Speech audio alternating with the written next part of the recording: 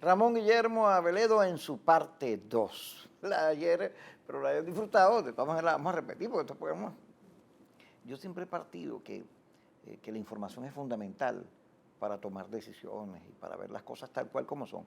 Claro, hay un nivel de información que a veces la gente no tiene acceso, sobre todo en la política, donde ahí, a medida que uno profundiza, más complejo es el asunto. Pero bueno, hemos tocado puntos y No, y la gente tiene derecho a saber y a formarse saber su opinión, todo ¿no? eso. Vamos a meternos ahora con otro y también, por supuesto, No, pero con el gobierno. Fíjate, vamos un poquito para el gobierno. El Maduro tiene unos asesores españoles aquí, esta gente de Podemos.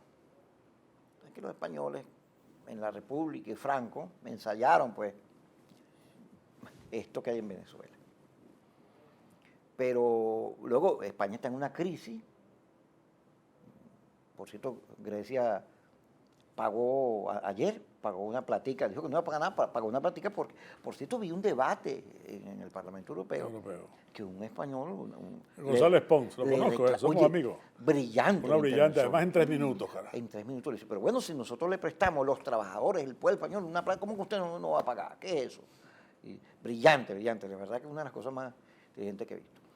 Pero España está en una crisis. Ese diputado, por cierto, acaba de proponer formalmente a la Mesa de la Unidad Democrática de los Presos Políticos Venezolanos para el premio Sájarov de los Derechos Humanos que se entrega en diciembre en Europa. Vamos a ver si la pegamos.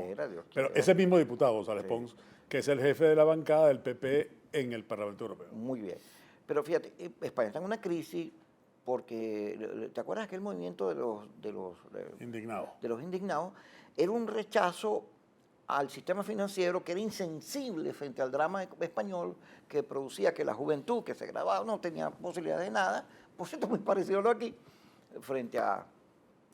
Y entonces, claro, imagínate la reflexión económica que hay en Podemos, si parte de ahí debe ser de terror frente a las crisis, porque no debe entenderla, debe culpar al factor económico y por C, y no darse cuenta que eso va más allá de eso, ¿no? Pues eso tiene que ver con las políticas, con los tiempos de los países. Total, es que Maduro tiene unos asesores aquí que le recomiendan, que le dicen que todos estos índices de inflación, desabastecimiento, el dólar, que uno no entiende por qué de un día a otro pasa 100, 200 bolívares de un solo golpe, que el dólar today es más importante que el Banco Central. No hay ningún país en el mundo que no fije sus políticas, ni sus precios, ni su economía, y el valor de su moneda. Y imagínate, el pánico es el que pone el peso del dólar. Porque el gobierno no hace nada. Pero no hace nada porque estos sujetos, Maduro está convencido, la cosa ideológica dentro del gobierno está convencido de que esos índices son del capitalismo, que ellos están bajo otra cosa. Entonces están destruyendo la cosa económica vieja porque ahí viene una cosa nueva, no sé cuál es porque han acabado con toda la productividad. No tienen plata ya, el petróleo bajó y ahí está pues el desabastecimiento, la inflación, que son las claves de que la estás poniendo la torta. Tiene un enfrentamiento con Diosdado, que si pierde la Asamblea Nacional, eso debe terminar en una purga, entonces morderse por todos lados. Porque además Maduro, después de la muerte de Chávez, lo que ha hecho es llevarse por medio todos los que le podían discutir el liderazgo. Él echó el loquito, ahí va guillotinando a todo el que puede. Claro, Maduro es bueno para la política, no para la economía, porque se ve que eso no sabe nada. Pero lo cierto es que tiene la posibilidad de perder la Asamblea Nacional, está en todas las encuestas, porque además no hace nada, no tira medidas, no entiende que el control de cambios mientras hay un dólar a 6.30 y uno a 600, eso es motivo de corrupción, etc. Y además tiene unos asesores como Aristóbulo, que dice que si ellos quitan el control de cambios se cae el gobierno. Por cierto que lo contradijo en estos días Cabeza, Rodrigo. Digo, mire, no, hay que unificar el cambio, ¿no? Claro, toda esa torpeza. Bueno, la economía, ¿cómo es? La economía imbécil, como le dijeron a Clinton, ¿no? A Clinton, así es. Okay. Entonces, ahora, si Maduro pierde la Asamblea Nacional, le viene, imagínate tú, cuando los barcos se van a hundir, lo primero que sale son las ratas y las alimañas, todo lo que le va a pasar ahí, toda esa gente que ha hecho negocio. Yo sé que lo vamos a ver, porque el gobierno se merece una crisis como esa, aunque el país no se merezca tan mal. ¿Cómo ves tú ese cuadro interno en el PSUV, que por cierto yo pensé que después de la primera se le iba a generar una crisis, pero no, ellos la han aguantado, la han manejado muy bien. ¿Cómo es esto eso? Ha aguantado, fíjate, yo no, si tu panorama es, yo coincido básicamente con él, un panorama yo creo que correcto, una visión correcta del presente, solamente le agregaría un asunto que creo que debemos ver y que deberían ver también los ciudadanos que han creído en el proceso, que tienen ilusión, claro, por supuesto, que se ilusionaron con Chávez, con la promesa, con la idea de un cambio de determinado signo, con cosas que parecen que tú las oyes y provocan que fueran verdad. Oye, qué bueno sería esto, qué fácil. Y es bueno que tengamos presente lo siguiente, fíjate. Eso que llaman ellos el socialismo del siglo XXI es en realidad una paradoja. Por un lado, es la búsqueda de fortalecer al Estado, un Estado bien grande, que resuelve todos los problemas. Sobre todo el principal problema, el que las causa a todos los demás según ellos, que es la apropiación privada de los medios de producción, porque esa es la idea de los revolucionarios. Así como un revolucionario como Hitler pensaba que era la judaización del Reich, los revolucionarios marxistas piensan que es la apropiación privada de los medios de producción, la causa de todos los problemas. Bueno, ellos engrandecen al Estado para resolver la causa de todos los problemas. Pero paradójicamente, junto con fortalecer al Estado frente a la sociedad sea más débil, todo lo que es independiente del gobierno, estamos hablando partidos políticos, empresas, sindicatos, universidades, medios de comunicación, todo eso debilitarlo, fortalecer mucho al Estado. Pero dentro del Estado, y ahí la paradoja, se debilita institucionalmente al Estado para concentrar un enorme poder de decisión en el presidente de la República. ¿Pero qué pasó? Se murió Chávez. Entonces, Maduro ocupa el lugar político, el lugar jurídico, constitucional de Chávez, pero no es un lugar político. No. O sea, hay un inmenso vacío y por eso el Estado no es capaz de decidir. El Banco Central no es capaz de decidir lo que le corresponde, el Ejecutivo no es capaz de decidir, el Legislativo tampoco, el Poder Judicial tampoco, la Contraloría, todo se vuelve una cosa paralizada que está así como perpleja frente a esta crisis que crece y crece y crece. Bueno, ¿eso no tiene solución entonces? No, sí tiene. Lo que no tiene, eso no tiene solución dentro del modelo chavista de gobernar. ¿Por qué? Porque Maduro no se va a convertir en otro Chávez, ni Jaua o Diosdado o Tarek El Aizami o Aristóbulo. Y lo que ellos ensayaron, que es hacer una especie de Chávez colectivo, que empezaron llamándolo Dirección Político-Militar de la Revolución. Después dejaron de decirle político-militar, aunque hay militares en esa instancia, que es como agruparse todos para juntos, tratar de llenar ese vacío. Eso así no funciona. ¿Cuál es la solución? La Constitución. Que cada órgano del poder haga lo que la Constitución le manda a hacer. Por eso esto que viene ahorita de Asamblea Nacional es tan importante. Y entonces, esto que he dicho no es para eludir tu pregunta, sino justamente para introducir a esa respuesta. No, además, hay que votar. Buena la precisión. Hay que votar para la Asamblea Nacional, para tener una asamblea que reequilibre las cosas, para que la Constitución pueda funcionar. ¿Y por qué es tan importante la Constitución? Porque es la única seguridad que tenemos todos, también los chavistas. Es el único espacio de encuentro de todos los venezolanos, encuentro posible, y la única seguridad es que hay unas reglas. Tú dices, bueno, la Constitución no es perfecta. No, no es perfecta. Yo podría hacer unas observaciones, pero en realidad, si se cumpliera, ya sería una gran cosa. Y ahí hay una Carta de Derechos Humanos muy prolija, hay una definición del Estado federal descentralizado que es muy conveniente, hay además una particularización del detalle de las atribuciones de Estado y municipio que no estaba en la anterior, que es un avance con relación a la Constitución precedente. Es decir, hay muchas cosas. Hay un papel para la empresa privada, se dibuja allí una economía de mercado, una economía libre, pero con una preocupación social, con un acento social. Se establece una carta de derechos sociales, culturales, económicos, que protegen a los ciudadanos, pero que eso requiere una política eficiente para que eso sea así. Porque tú puedes decir misa en la Constitución de que, caramba, todos tenemos oportunidades y que la economía tiene que procurar la justicia social y la equidad, pero una economía manejada así como maneja, donde el Estado es el que produce la inflación con su desorden en el gasto público. El Estado es el que produce la escasez.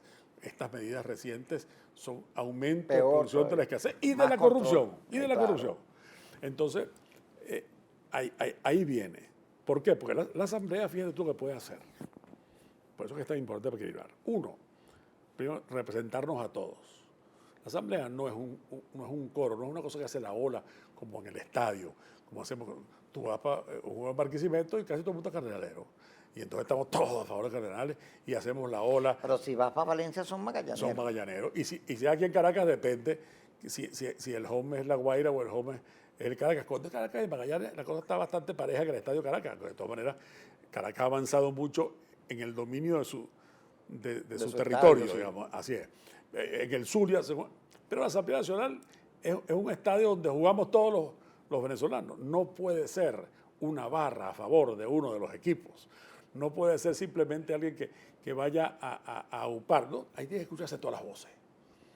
En segundo lugar, legislar para todos. La mayor parte de las leyes de la Asamblea han sido habilitando al Ejecutivo para que el Ejecutivo legisle. O si no, unas aplanadoras. Claro. Y entonces, ¿qué es lo que pasa, Kiko? Cuando la Asamblea discute las leyes, todo el mundo lo ve. Todo el mundo lo ve, todo el mundo opina, sale por los periódicos, sale en la televisión, sale en las redes sociales. En cambio, cuando es habilitado el presidente, eso es escondido en un despacho. Y cuando algún interés de esos que siempre existe quiere influir, lo que tiene que bregar a alguien allá adentro, en la oficina. Y nadie, Pon una coma ahí. ¡Pum! Exacto, sale la ley. Y la otra, que es quizás la más importante en esta coyuntura, es el control. La Asamblea Nacional aprueba el presupuesto. Todo este desorden del gasto público lo ha aprobado la Asamblea Nacional. Aprueba los créditos adicionales. Aquí aprueban créditos adicionales desde la tercera y segunda semana de enero. Bueno, porque los créditos adicionales, más plata la que hay ahí que la que hay en los presupuestos ordinarios. Claro. Todo el endeudamiento es aprobado por la Asamblea. Todos los tratados internacionales, esos que nos comprometen, nunca se preguntan los señores diputados de la mayoría cuando se presenta un tratado internacional, bueno, ¿esto cuánto nos va a costar? ¿Tendremos cómo pagarlo? Entonces, que la Asamblea haga su parte, su trabajo constitucional, ya va a significar un cambio muy grande en favor de ir resolviendo la crisis en el único ámbito donde puede ser resuelta, que es en la Constitución, porque eso es lo que le da, como te digo, seguridad a todos, estabilidad al país y es lo que puede hacer prosperar. Porque tú dices, bueno, una parada, una cosa que amanezca de pronto. La gente dice, bueno, ok, vamos a meternos ahí. Vamos para allá. Fíjate, de ganar la Asamblea. Uno puede imaginarse de ganar la Asamblea que la oposición va a tener los dilemas que tiene ya, que ha tenido siempre, que es la personalidad de la oposición. Tú sabes que yo digo que, lo he venido diciendo, porque me ha pasado, yo soy muy antirradical. Así es. Siempre he sido muy antirradical. A mí el radicalismo me parece un atraso, a todo lo contrario. Me he dado cuenta que el cerebro humano, cuanto más utiliza la racionalidad, pues mejor funciona. Que fíjate cómo todas las revoluciones han terminado peor remedio que enfermedad. Así es. Y eso lo digo yo que compartí durante mucho tiempo eso, porque bueno, te vas dando cuenta, chico. Nada más con mirar lo que pasó. Uno crece. Sí, con lo que pasó en la Unión Soviética. Así es. Donde Stalin con Beria terminó con los bolcheviques, pues, para decirte en un solo cuento. Bueno, entonces. En estos días, y perdona que te interrumpa, pero es que estaba leyendo en la mentalidad soviética, Isaiah Berlin, uno de los ensayos que se refiere, hay una crítica, un análisis de lo impredecible que era el Partido Comunista Soviético, está hablando de los años 40, finales de los 40, comienzos de los 50.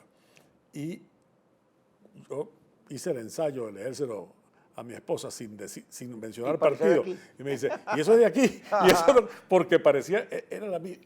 Porque la cosa ideológica asigna. Ajá, pero fíjate, de ganarlo, te decía lo de la locura, yo creo que la oposición tiene una cantidad de personalidades, porque son como 32 partidos, ahí está cualquier cantidad de pensamientos ahí.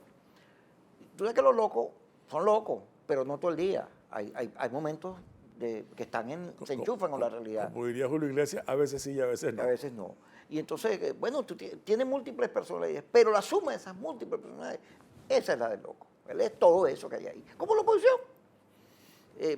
El factor radical y el factor moderado y los matices, todos son parte de la oposición. Son necesarios todos. Y hay que aprender a convivir con eso. Así es. Esa es la realidad de todo. A veces algunos tendrán razones, otros de eso se trata la política. Pero pareciera que la oposición de ganar la Asamblea va a tener los tres dilemas, que por cierto se me parecen mucho a mí a diciembre del 2019, es decir, a la candidatura presidencial. ¿Qué me parece? Me explico.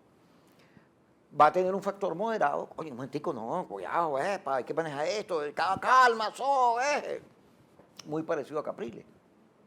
Capriles en toda esta crisis ha estado... Hay gente que lo critica porque dice que ha terminado en el inmovilismo, o sea, en no producir ninguna respuesta y todo eso. Bueno, pero Capriles ha sido muy... Hay otro factor que, vamos a llevarnos por el medio. La salida de los pueblos. Vamos, María Corina, eso que forma parte de la oposición. Y hay otro factor que también pudiera decir, no, tico, hay que ver a los otros, vamos a ver cómo conciliamos, cómo nos hablamos, que puede ser Henry Falcón que ha venido haciendo esa política. De ser así, ¿qué recomendación harías tú o qué le agregas tú a ese cuadro? Pero fíjate, lo primero es que la unidad se parece más al país que el oficialismo, precisamente por esa variedad. Esa variedad, esa diversidad, esa pluralidad que hay en el ser de la unidad es la misma que hay en Venezuela. Inclusive, tú encuentras en gente descontenta que viene del chavismo ya y que está en posiciones de esas que tú y yo llamamos radicales, que son mucho más duras, mucho más intransigentes. Uno dice, bueno, la gente poco a poco va cambiando. No, a veces hay unos que están... Mire, a mí me han dicho cosas, funcionarios públicos, de nivel mediano y bajo que no se consigue, en la calle. Bueno, cosas muy duras. Entonces, primero la oposición así. Después, ahí es muy importante, desde luego, la capacidad de diálogo interno y de acuerdos, que es una cosa que ha sido la característica principal de la mesa, que al final, a la mesa siempre están, desde que empezó, están prediciendo su final. Y ahí está. Tiene 6 años, va para 7. Ahí está. ¿Por qué? Porque al final tiene como una estructura antisísmica que se mueve mucho cuando hay movimiento telúrico. Se sacude, pero no se rompe. Y sigue ahí, y fíjate tú que antes estuvimos hablando de algunas dificultades que hubo un momento y se parapetearon y siguieron para adelante. Y uno nota hoy un ambiente muy constructivo de entendimiento y todo el mundo dice, no, un momentico, no, es que con los coroticos del PCR no se juega. La unidad es más importante que todo esto porque nos permite tener ofrecerle al país una alternativa creíble. Ahí va a venir un momento que va a requerir mucha serenidad política. Estamos en campaña electoral y estamos en una etapa también en donde la gente está, cada quien tratando de perfilar su liderazgo. Bueno, está bien. Y tú nombraste a líderes de verdad muy importantes para nosotros, que cada uno quiere mostrar un perfil. Ahora, eso es ahorita. Llegará un momento en el cual esos mismos líderes, que quieren ser líderes de todo el país, no quieren ser líderes de un pedacito, van a tener que entenderse, va a tener que predominar entre ellos la cooperación y el entendimiento para que pueda alguno de ellos ser el líder de todo el país. Porque si no va a aparecer otro u otra. Los vacíos siempre se llenan. Eso es correcto, porque la mayor parte del país está descontenta con lo que pasa. La mayor parte del país quiere que los cambios sean en democracia y en paz. La mayor parte del país quiere que la Constitución se cumpla. Eso es la mayor parte de los venezolanos. Los venezolanos además tenemos una vocación que no es de este momento, es desde hace muchos años, a querer arreglar las cosas por las buenas. Si podemos evitar un problema, lo evitamos. La gente dice, no, eso fue Gómez que pacificó el país. No sé. Gómez se murió en el año 35, chicos, y hemos seguido pacífico. Esto es un curioso caso de país. Muy pocos en el mundo pueden decirlo, Kiko, que desde 1903, la batalla de Ciudad Bolívar, que fue la última batalla de las guerras civiles, no ha tenido ni una guerra interna ni externa. Pero tuvimos muchísimas en los anteriores años a Castro. Antes muchísimas, pero Así, el país se así. pacificó porque fue una elección muy dura. Porque el siglo XIX fue una matazón terrible, fue un desangramiento del país y una ruina. Y eso quedó muy metido en el ADN del país, que empezó a ser un país que buscaba la estabilidad y la ha buscado. Fíjate tú que nunca, siempre las Fuerzas Armadas, desde el 58 en adelante, han sido un factor de estabilidad. Nunca han acompañado aventuras. No, y eso que 100 y pico intentonas de golpe Claro, desde el 57 hasta nuestro Pero día. la Fuerza Armada, no, un momentico. Ni la de Chávez ni la de Carmona. No, es que, pero estoy que en el tiempo de Tancuro, en el tiempo de León, y los intentos que hubo, y en el tiempo de Pérez. Al 4 de febrero y al 27 de noviembre los derrotó la Fuerza Armada. Así es. Eso fue un momentico en la buena Constitución. Entonces, hay unas tendencias que son las tendencias venezolanas, que tiene la unidad como alternativa que comprender muy bien. Y ahí están las claves. Claro, transformar eso en acuerdos políticos eficaces tiene su ciencia, tiene su musiquita, no es una cosa automática. Yo, como conozco a esas personas, pues me tocó tratarlos. Me tocó tratarlos mucho. Algunos los conocía de antes, a otros no. Los conozco es ahora. Sin embargo, yo he apreciado no solo en ellos cualidades que no conocía porque no tenía con ellos tratamiento, sino además que he visto cómo han ido madurando, inclusive en el lapso de estos 6 años, desde que yo estaba en la mesa y en adelante, que me tocó tratarlos muy a diario, cómo han madurado, cómo han ido, como cada uno en su manera de ser, pero valorando en su justa medida los puntos de entendimiento. Yo por eso pienso que allí hay, sin duda, ahí no hay que estar buscando a Dios por los rincones. Aquí la alternativa es la unidad y allí está la gente que puede presentarle al país una opción creíble hacia adelante. Claro que esa gente tiene que hacer un esfuerzo mayor, sí, tenemos que hacerlo. Más un esfuerzo mayor porque la responsabilidad es muy grande y hay que estar siempre tratando de buscar estar a la altura de esa responsabilidad que es tan grande, sobre todo en un momento en que el país, como tú decías hace un buen rato, está muy marcado por la desesperanza, que es el peor, Vamos a meternos ahí. peor de los venenos. Vamos a meternos en la desesperanza, fíjate. Metámonos. Hay un problema, hay gente que cree que la elección está ganada. Yo no, la verdad es que después de haber perdido tanto con estos señores, hasta que no le ganemos, yo no creo pajarito preñado. Pero hay gente que jura que eso está ganado y que no hay que hacer nada. Es más, así mismo, no, porque si haces algo, corres el riesgo de equivocarte y le das chance a los tipos. Yo no creo en eso. Porque a mí me angustia una cosa que está en las encuestas, pero está en el país. Yo me lo consigo en mi familia, en mis hermanos. Me lo conseguí en eBay, pues. Mi mujer me lo conseguí. Que es que el país dejó de tener porvenir. Aquí no hay manera de desarrollarse. Aquí no hay futuro. Este país se lo llevó el diablo. La gente piensa eso. Porque no solo te matan para quitarte el celular. Y te matan, además, tú vas al 6CPC a quejarte y eso es como si salvó la bandera. No hay nada que hacer. Hay impunidad total. Los malandros hacen lo que les dé la gana. Pero más del 90% sí. la impunidad. Bueno, y ahora tienes esto, que es que hay sectores del país que están controlados por el AMPA que funcionan como una especie de mafia, que cobra peaje, qué sé yo. Aupadas por ellos, por cierto. Porque en su visión de que la revolución era de los pobres, en los barrios, en los sectores populares, se entendieron con el AMPA, lo armaron para defender la revolución y después se le convirtió en un mutante. Y es un problema de ellos mismos que tienen que entender, pero que le va a tocar al próximo gobierno. Pero desde el punto de vista económico, oye, aquí, ponte tú, en Estados Unidos con $30,000 te compras un BMW usado de oro. Aquí con 30,000 te compras una 4x4. Aquí vale más cualquier cosa, a pesar de que es el país más barato de América Latina en comparación con el dólar. Claro. Pero la economía es una cosa insólita. Tú vas a comprar algo hoy y mañana estamos a punto de entrar en esos procesos que vieron Argentina y el Cono Sur, en el cual te tomabas el café, cuando lo pedías valía algo y cuando lo terminabas de tomar valía otra cosa. Bueno, porque no hay medidas en torno a la economía.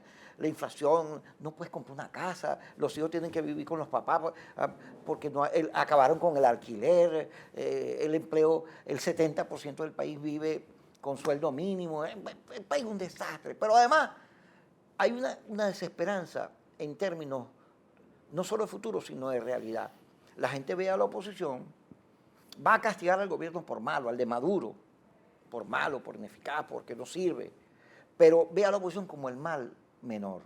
O sea, no siente no siente pasión en el cambio, no siente que, concha, ahí vienen los míos, vamos a tener el país que quiero, que lindo, no, sino que, ay, viene esto. Y creo que esa es la clave de la película para ganar. Porque yo vi un documento que presentó Oropesa para la campaña, y la campaña es una quejadera. Digo, no, es que la quejadera por sí sola no resuelve. El problema es la esperanza, el optimismo, las ganas de vivir, el país de de progreso que le pueda Claro, ofrecer a la gente. así es. Pero no veo en el discurso, en la estrategia, por eso, ese planteamiento. Fíjate, la verdad es que la clave está en la esperanza y el principal defecto que este gobierno tiene, eso es clarísimo, es que ha sembrado la desesperanza.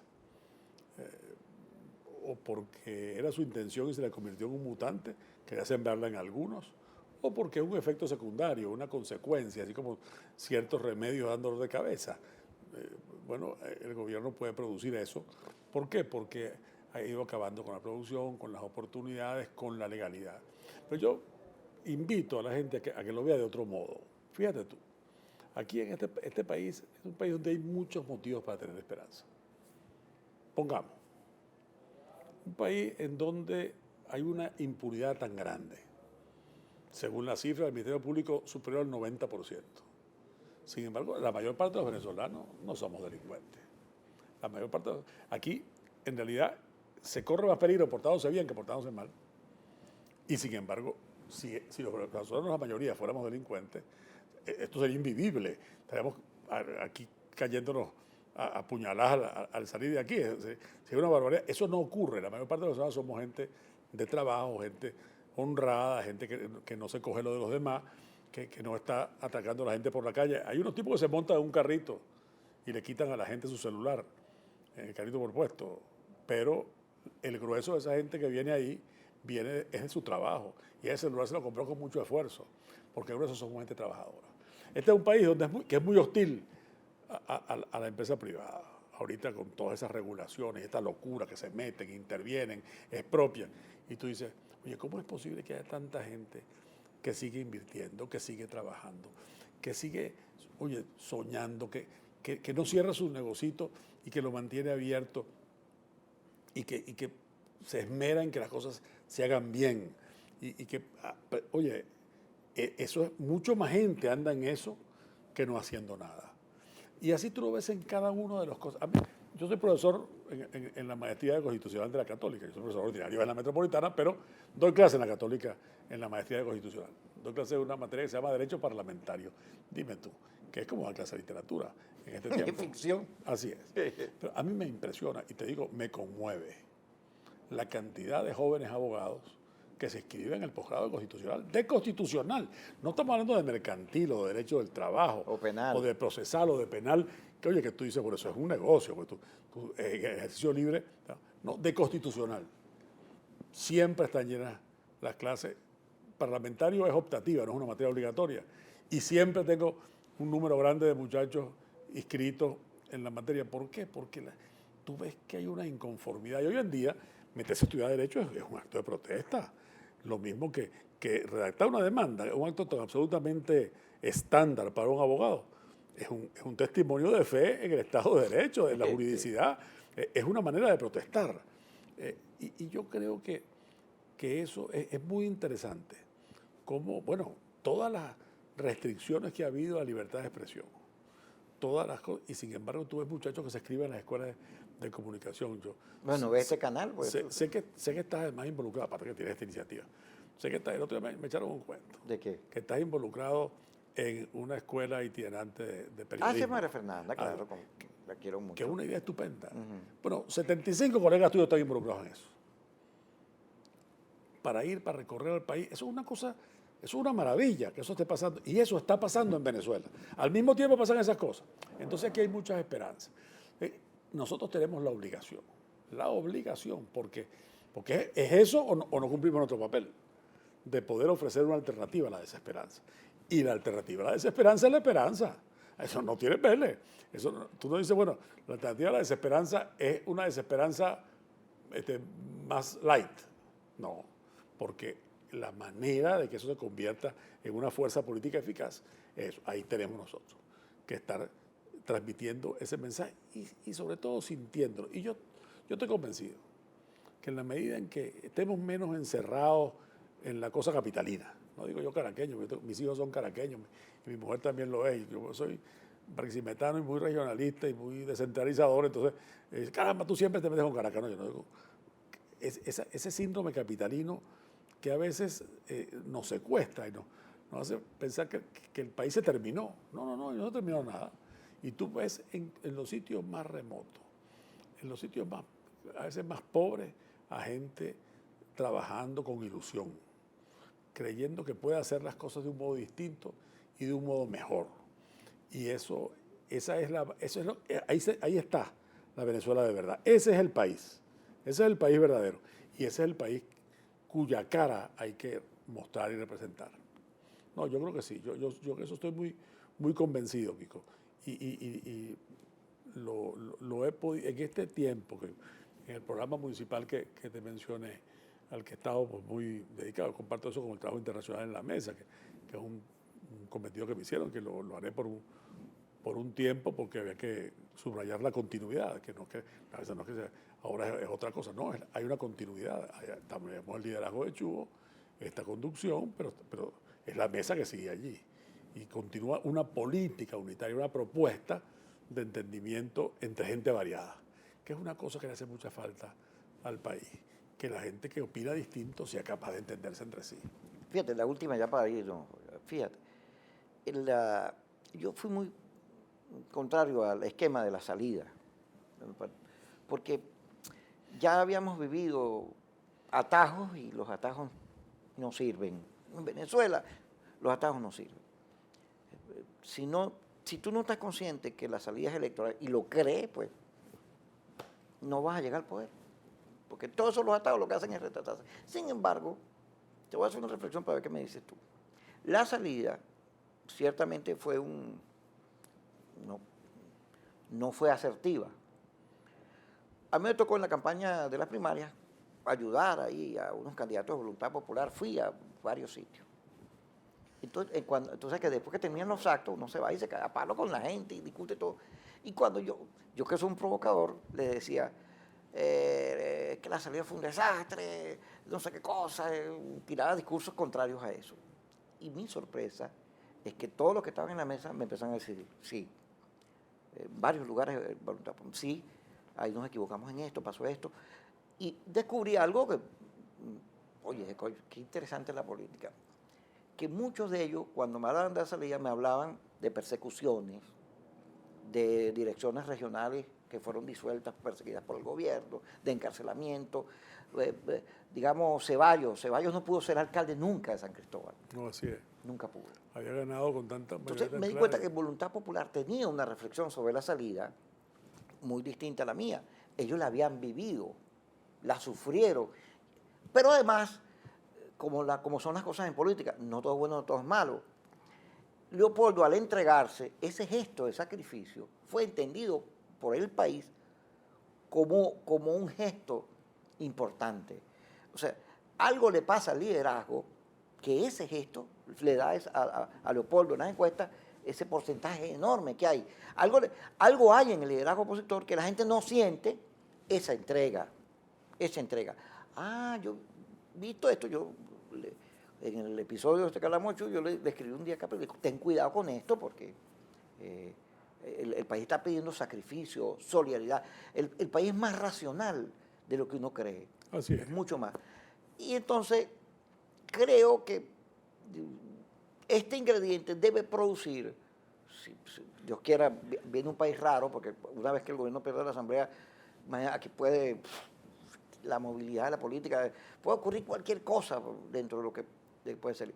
Pero si la claridad de la salida electoral, de la fuerza electoral, de la necesidad de mayoría, que es lo que te lleva a la salida electoral, está clara, pues tendremos un cambio y un gobierno diferente. ¿Tú crees que la oposición tiene clara la salida electoral? ¿La ha hecho suya? ¿La comprende? ¿O por el contrario? No, yo creo que sí. Y tu razonamiento y la experiencia que has tenido, digamos, abona lo que te respondo, ¿no? ¿Por qué? Porque la gente aprende, la gente escucha, la gente se da cuenta y no hay mejor maestra que la vida de uno, ¿no? Uno no siempre le pone cuidado a las lecciones que la vida de uno le da, pero son las más fuertes, son las más pedagógicas, las más ilustrativas. Yo creo que de todo ese tiempo, tú lo dices muy bien, como todas las cosas, tiene aspectos negativos y aspectos positivos. no hay algo que sea absolutamente malo. Por ejemplo, yo te digo, de todo este tiempo que hemos vivido, que yo critico tanto, yo soy tan opositor a este gobierno, creo que ha habido una sensibilidad política en la sociedad, una posibilidad de que la gente se sienta más comprometido, más ciudadano, menos indiferente, que es una cosa muy buena. Yo no sé si nos hemos politizado o antipolitizado, porque a veces veo como muy esquemáticos, muy simples, pero sí hay una mucho mayor preocupación, menos indiferencia. Eso es un saldo positivo de estos años, y mira que yo no puedo ser más crítico de estos años de lo que soy, y sin embargo eso lo veo. Entonces, fíjate, yo creo que tenemos, por un lado, el aprendizaje de los que propusieron la salida, y no es tan fácil reconocer los errores y hacerlos públicamente y hacerlo. Yo recuerdo conversaciones con algunos dirigentes que hace años, mucho antes de la salida, gente que estuvo, por ejemplo, por la abstención en el 2005. Y entonces me dice, caramba, pero aquí en Ramón Guillermo hay gente que no ha reconocido los errores de los viejos partidos. Digo, tienes razón, tú sabes.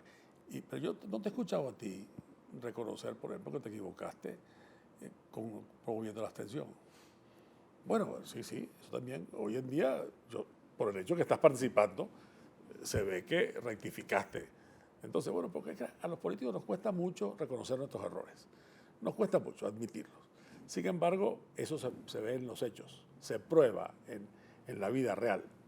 Por otro lado, yo creo que hay un aprendizaje en quienes, digamos, estuvieron en contra de esa opción, que no la compartíamos, o debería decir que no la compartíamos, porque no es un secreto que yo no consideraba eso una opción políticamente oportuna, que sin embargo creo que no valorábamos adecuadamente ese grado de insatisfacción, que en el caso de los jóvenes que participaron en las protestas, de un modo que yo creo fundamentalmente equivocado, pero su motivación, esa amargura que había ahí en los jóvenes por la frustración, por Sí, la tiene falta mucho que lo que estamos de discutiendo oportunidades, antes. claro, que sentía de pronto. Yo hablaba con muchachos, inclusive algunos lo hicieron efectivamente, que entonces te decían, bueno, yo estoy haciendo esto, y si esto no resulta, si no sacamos a Maduro, yo me voy. Y algunos se fueron, efectivamente. Es como, tú sabes, quemando su último cartucho. Pues resulta que ahí esa insatisfacción, esa amargura, la frustración del 2013, de las elecciones de 2013 y de lo que pasó y del modo, de todo lo que nos hicieron, eso también hay que comprenderlo. También, vamos a hablar un poquito, señor Pinky, disculpe. Ajá, fíjate, ya hablamos de la experiencia de la salida, pero vamos a meternos en otro caso. Está como en los bar. Sí, otro caso para terminar. Que es que el inmovilismo. Hay una gente, yo viajando por el país, me he encontrado que hay partidos de la oposición que en las regiones cohabitan con el gobierno. Viven, o sea, no tienen una relación como la que aquí en la parte central vemos, sino que allá llegan a acuerdos y qué sé yo. Y si tú le pegas la oreja al suelo, escuchas hasta platica y cosas de esas Sí, por el pero medio, en general no es verdad. Sí. Acuerdos políticos puede haber en determinadas cosas. De lo otro, Pero yo digo, no sé. Sí, hay que tener cuidado, sí. porque eso queda así después, entonces. Pero como te las dicen, pues yo las digo. Sí. Pero hay un factor también de la oposición que prácticamente ha caído en el no hacer nada. No hacer nada. Te están aplicando una rebanada todo el día, entre los municipios que los cambian, los partidos que no reconocen, las inhabilitaciones. Hay un rebanar, todo el gobierno se está rebanando para ganar en la mesa lo que no gana con votos. Y tú lo que ves es puro comunicado, pero no ves respuestas que expresen fuerza, que digan, bueno, no chicos, ¿qué es esto? Estás violando la Constitución, ¿no? Que obliguen a parar o por lo menos a que el pueblo, la gente, tu elector sienta, oye, pero estos tipos son... Tienen sangre en la venas. Sí, tienen, o sea, van a ganar, pues. Sí, hay un inmovilismo insólito. Pues mira, yo creo que el asunto está en saber qué es moverse, no moverse por moverse, como si no tuviera mal del zambito, sino moverse en aquello que es pertinente, en aquello que es que va allí donde la gente necesita y quiere. Es muy obvio que la gran motivación de los venezolanos está en lo que llamaríamos la agenda de carne y hueso, la agenda socioeconómica, lo que afecta a su vida. Ahí está la motivación. Entonces, sobre eso hay que movilizarse, por supuesto, hablando de eso, sobre eso menos todavía hay movilización. y haciendo proposiciones. Yo lo planteo en términos positivos, en términos afirmativos. ¿Hacia dónde hay que ir? ¿Qué es lo que hay que hacer?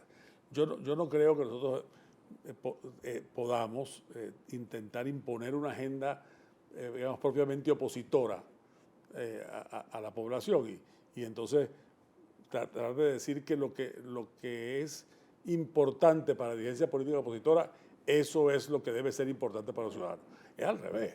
Tenemos que ver qué es lo que es importante para los ciudadanos y entonces nosotros sobre eso, por supuesto, construir un mensaje que consista en el equilibrio normal de la política de una alternativa, que tiene que ser protesta y tiene que ser esperanza, tiene que ser expresar el reclamo, la insatisfacción de la gente, pero también la esperanza. Oye, ¿y esto cómo se puede hacer? ¿Y qué se puede hacer a cambio? Y mostrar cuál es el país que queremos nosotros y qué es lo que nosotros haríamos. No, desde luego, en el detalle más mínimo, porque las cosas no son tan sencillas así. Pero sí, por supuesto, en cuanto a los rumbos que estableceríamos. Nosotros creemos en el papel del Estado en la economía, pero que no es el de ser el actor económico principal y de ser el que controla y el que es propietario de todo. Es un papel regulador, un papel de justicia social, un papel de equilibrio. Eso desde luego. Hoy en día no hay ningún ser humano que pueda estar en contra de eso. Pero nos diferenciamos de la hegemonía estatal en materia económica. Nosotros creemos en un sindicalismo independiente, no en un sindicalismo que sea apéndice del partido de gobierno y apéndice del poder, que lo que ha traído, por cierto, es una corrupción que deja pálida a la peor corrupción sindical. Entonces, mira, en la construcción. Eso es tenebroso. Eso es tenebroso. Eso es una cosa que nadie destapa porque eso te matan. Como grima. Te matan. Te caen a tiro. Tantan los grafitis por ahí en las obras. Es una cosa sumamente seria. Entonces, tenemos nosotros que mostrar, bueno, cuál es la cara de ese país, que es el que está en los acuerdos, por cierto, es el que está en los consensos, el que está en las líneas programáticas suscritas por todos, pero hay que hablar más de eso y hay que mostrarlo. Fíjate tú, nosotros no hay motivo para que la gente tenga con nosotros temor. Nosotros gobernamos localmente el 42% del país, a nivel municipal, de la población. Y tenemos 3 gobernadores de estado, que mira, que en condiciones muy difíciles hacen unas labores que yo se las pongo cara a cara con el gobierno nacional y con los gobiernos estadales del oficialismo. Los programas sociales de esos estados son mucho mejores, de mucho mejor calidad y son inclusivos, no tienen discriminación.